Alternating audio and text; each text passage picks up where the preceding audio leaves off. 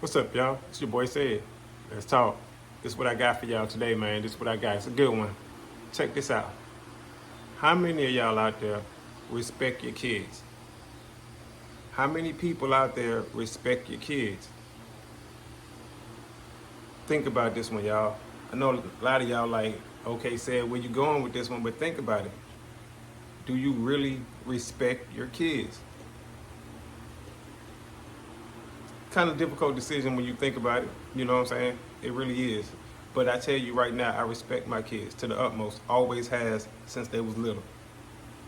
Since they were little children. And now they grown. I just want to know, what do you think about that? And now first let me say this. When I say respect, I'm not talking about the same level of respect that you may give another grown person, right? But I'm talking about respect of understanding that they have an opinion. They have a voice. You know what I'm saying? And I'm not talking about some kid movement or something like that, right? Nah, y'all, that's not what I'm talking about. I'm just simply saying and understanding that kids do have an opinion on stuff.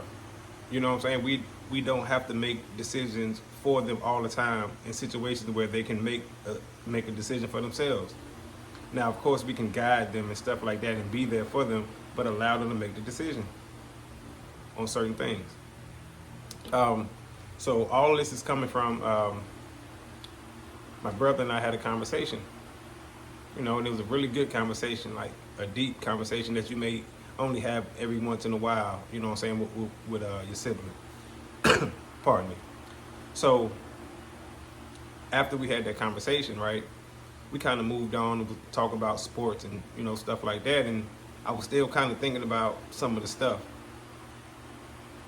And in the midst of that, and like I said, we were talking about sports, it kind of led to us talking about this, what I'm asking y'all about now, respecting your kids.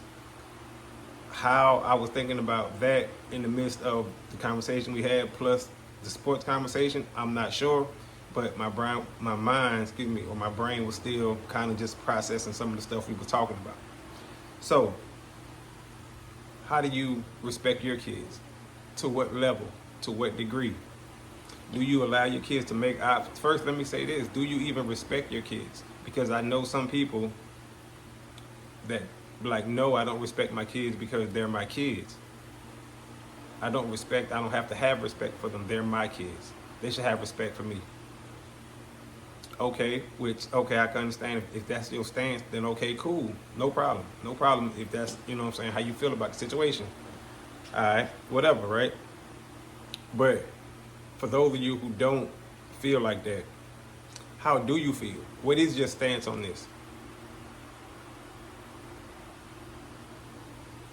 Do you apologize to your kids? Like sincerely?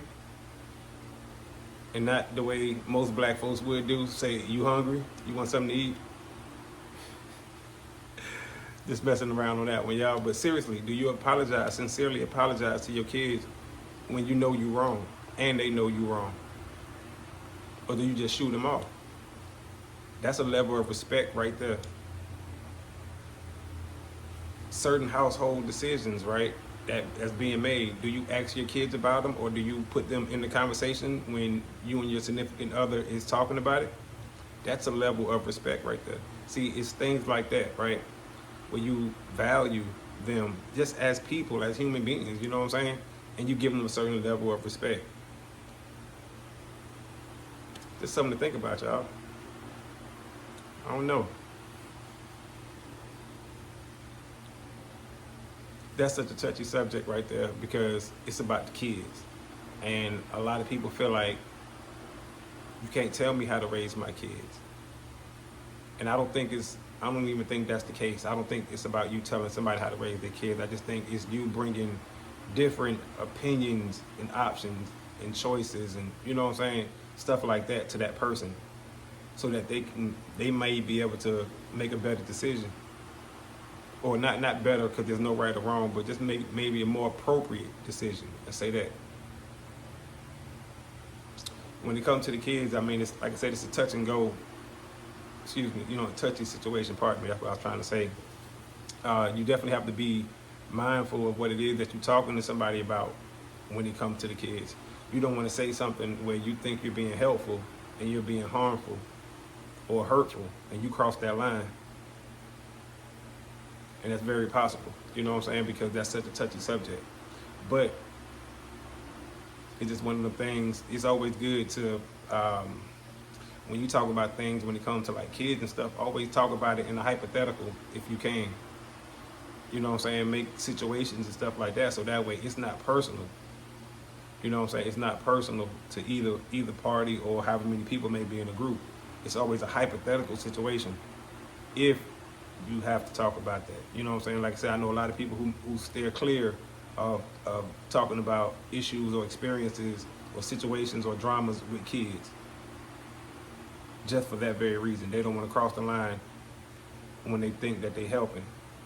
You know what I'm saying? So it's kind of one of those things that you just want to be cool about.